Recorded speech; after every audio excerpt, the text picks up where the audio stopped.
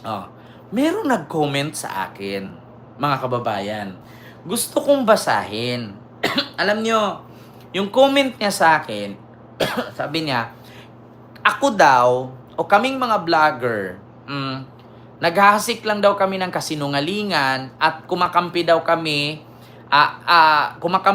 sa adik at grupo ng NPA. Kasi actually ang dilawan at pulahan ngayon nagkaisa para ipa-impeach si Sara. Magkaiba man ang pananaw at paniniwala ng pulahan at dilawan, pero magkaisang layunin na ipa-impeach si Sara. Oo. So, ang sabi nung nag-comment, ito, pakita ko sa inyo yung comment para hindi tayo sabihan ditong fake news. Ang sabi niya dito, ang pangalan niya ay si Kent Lowell. Ayan o, Kent Lowell. Sabi niya, maghasik na naman kayo ng kasinungalingan at alam namin kung hindi kayo adik, ga-NPA kayo, kaya galit kayo sa mga Duterte. Kung hindi daw kami adik, mga NPA daw kami, kaya galit kami sa mga Duterte. So, ngayon, mga kababayan, gusto ko lang sabihin, gusto ko lang klaruhin sa inyo, kung kami, mga adik at NPA, kaya galit kami sa mga Duterte, Kent Lowell, no? Gusto ko ipakita sa iyo ito. Kung kami ay kampe sa NPA, panuorin mo ito. Si Duterte naman, na dati kong estudyante sa Lyceum, he has many nice things to say. I also have many nice things to say about him. You know? Duterte, maluwag yung bunganga. Sabi niya, kapag akong presidente, isang paa ng NPA nasa Malacanang na. Ready for coalition. Kayo naman yan pa, may initiative na nanawagan na handa kayong makipag-coalition at nagpakita ng pagkaunawa sa programa ng MDF. Kaya sa oras na kayo na yung mananalo, ay dapat yung mga kinatawan natin, kalagagan, magkita-kita na. At kung ano naman, sumingit yung pandaraya, ay lalong rin, may patayan para magkita-kita at magkaisa para labanan yung mga pandaraya. Hindi sila magtatagal sa kapangyarihan. The trend is there, no? Yes, sir. I will follow the pattern. Kung kami, kampi sa NPA, kaya kami galit kay Duterte. Narinig niyo si Juma Sison? Anong sabi ni Juma Sison? Maluwang ang bunganga ni Duterte. Si Duterte nga daw ang pinakamagaling mang-recruit, no, ng mga mga NPA sa bundok. Sasabihin na naman nila ito ngayon. Fake news yan, fake news na yan. Kausap ni Duterte si Juma Sison, may plano pa sila. Kapag ikaw naging presidente, paana ng NPA ang magiging nasa Malacanang. So, ibig sabihin, sinong NPA? Si Digong! Nako, papangunahan nyo na naman ako. Diba? Sasabihin na naman nila, kami daw kampi sa mga NPA. Baka nakalimutan nyo, presidential advisor ni Duterte, si Juma Sison. Sino si Juma Sison? Si Juma Sison po ang #1 head o leader, no, ng mga rebuilding NPA sa Pilipinas. Ngayon, sasabihin nyo, kampi kami sa NPA. Ni minsan ba nakausap ni BBM si Juma? Ni minsan ba naging advisor ni BBM si Juma? Si Juma ang advisor ni Duterte at si Duterte ay miyembro ng NPA. Diba?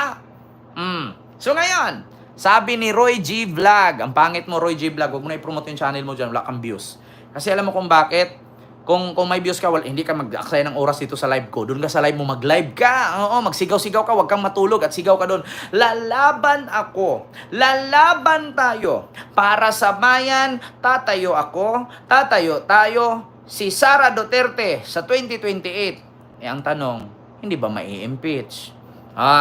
So ito na, pangalawa. Pangalawang topic. Kung kami, adik, kanina yung NPA sabi, kakampi daw kami ng NPA, miyembro daw kami ng NPA. Pinakita ko si Digong po ang #1 NPA. Ang presidential advisor niya noong 2016 na tumakbo siyang pagka-presidente, si Juma Sison, ang leader ng NPA na malapit kay Laila de Lima.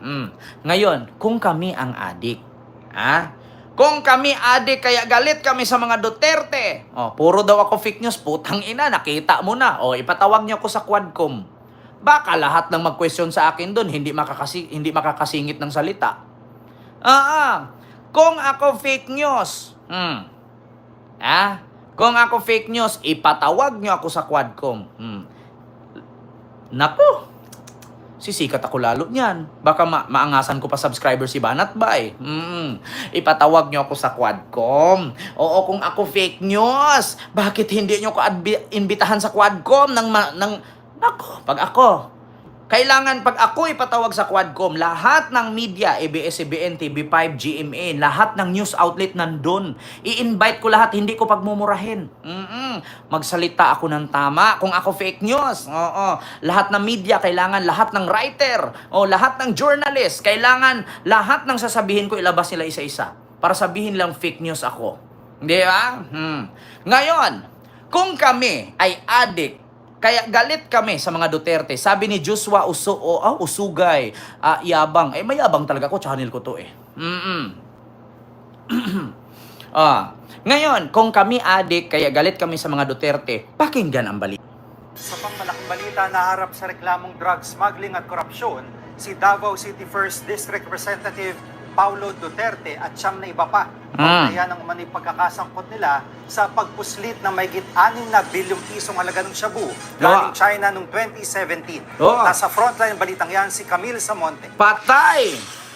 Naghain ng reklamong drug smuggling at graft and corruption si dating Senator Antonio Trillanes IV laban kay Davao 1st District Representative Paulo Duterte at siyam na iba pa. Ngayon, kung kami ay NPA at kung kami ay adik, kaya galit kami sa mga Duterte. Kasi masakit ang bagang. Nagurgor sa leeg, pilay ang kamay. Bakit sila ang laman ng news? Kung kami ay adik, at miyembro ng NPA, at galit kami sa Duterte, gurgor sa leeg, pilay sa kamay. Bakit halos nasa kanila lahat ang balita? Bakit halos sa kanila lahat na-shoot ang problema ng bansa? Diba? Trililing? May credibility yan? Kung walang credibility, bakit hindi sumagot ang mga Duterte? Simple lang naman. Kung kasiraan ng Duterte na family ang ginawa ni Trillanes, bakit hindi nila kinasuhan? Di ba nasa power sila? Pag si BBM kaya nilang i-demanda sa Supreme Court para mapababa at hindi matuloy ang budget at mananatiling 2 billion ang budget ni Sara. Kasi ang budget ni Sara sa 2025, 700 million na lang. Kaya nila nirereklamo ang budget sa Korte Suprema ng 2025 kasi ang budget ni Sara 700 million na lang. Gusto nila na paboran ng Korte Suprema na hindi matuloy ang budget sa 2025. Bakit? Para mananatiling 2 billion pa rin ang budget ni Sara. Hindi na mabago. Diba? Bakit? Pag hindi na 2 billion, kulang ang budget ng mga senador ni Digong. Wala nang pangampanya. Bakit? Ikaw ba naman? Pakakantahin mo daw yung mga Pilipinong kampe. Mga Pilipinong kampe. Ang mga Pilipinong kampe sa ICC, pakakantahin ng 1,000 beses ng Bayang Magiliw, Perlas ng Silanganan, mas makintab pa sa noo ni Bato yung title, pero hindi niya alam. 4-star general, nakalbo na, bobo pa rin, laki lang yung ulo, walang laman. Di ba? Ma'am Rosana Ragudo, may galab shoutout po. Di ba? Mga kababayan, ano na? Ate Eva, may galab shoutout po. Ate Eva, huwag ka tumawa dyan, Ate Eva. Sumayaw lang ako. Sumayaw, sumigaw, 1,000 times Bayang Magiliw. Tignan natin sa midterm election. Pag natalo kayo sa midterm election, sasabihin nyo na naman, tignan natin sa national election. Ganyan naman talaga ang DDS. Palagi na naman ganyan DDS eh. Ang bababa ng IQ. Diyos ka. Tignan mo, yung nagsabi sa amin, ayan na naman kayo, naghahasik na naman kayo ng fake news. Kaya galit kayo sa mga Duterte kasi adik kayo. Kampi kayo sa NPA. Ngayon pinakita ko, ang mga Duterte sangkot sa droga. 6 billion. 11 billion. Drug smuggling. Duterte. NPA. Duterte pa rin. Ano to? Patuloy. May ito ng 6.4 billion pesos na shabu shipment na naipuslit sa bansa galing China noong 2017. Bukod kay Pulong, dawit din sa reklamo ang asawa ni Vice President Sara Duterte. Nako. Bukod kay Pulong, dawit daw ang asawa ni Sara Duterte na si Guwapo.